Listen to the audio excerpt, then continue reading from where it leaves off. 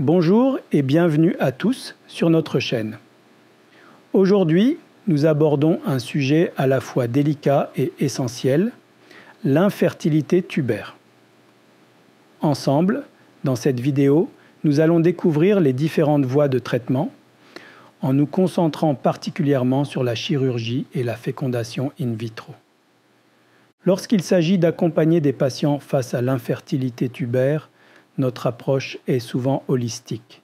Il est crucial de prendre en compte l'âge de la femme, sa réserve ovarienne, la qualité et la quantité de sperme, le désir profond de maternité, les spécificités de la maladie tubaire, les autres facteurs d'infertilité, les risques de grossesse extra-utérine, les complications possibles et surtout les souhaits personnels de chacun. Les grossesses obtenues par fécondation in vitro se manifestent généralement dans la première année de traitement, ce qui montre une réponse assez rapide. En comparaison, les interventions chirurgicales présentent des taux de réussite cumulés intéressants. Mais le parcours vers la maternité peut s'avérer plus long. Bien que les études comparatives directes entre les taux de grossesse après chirurgie et fécondation in vitro soient rares, il est à noter que la fécondation in vitro offre souvent des taux de réussite par cycle supérieurs. Concernant la réversion de stérilisation tubaire, l'anastomose tubaire affiche un taux de grossesse cumulé plus élevé que celui de la fécondation in vitro.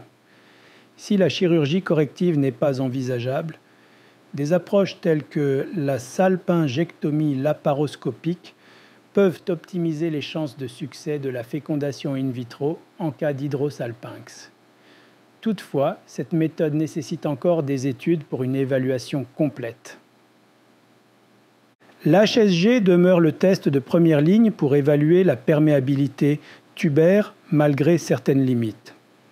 Pour les jeunes femmes, des procédures telles que la cannulation tubaire ou la fimbrioplastie laparoscopique peuvent être préconisées selon les cas. En présence d'hydrosalpinx chirurgicalement irréparable, la salpingectomie laparoscopique ou un blocage tubaire sont souvent recommandés.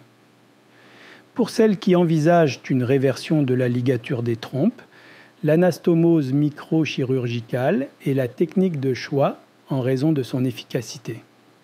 Chers auditeurs, faire face à l'infertilité tubaire peut sembler un parcours semé d'obstacles, mais avec les bonnes informations et une approche sur mesure, le chemin vers la parentalité peut s'éclairer.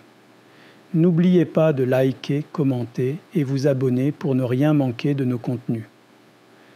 Ensemble, continuons d'apprendre et de soutenir ceux qui en ont besoin. Un grand merci d'avoir regardé et à très bientôt.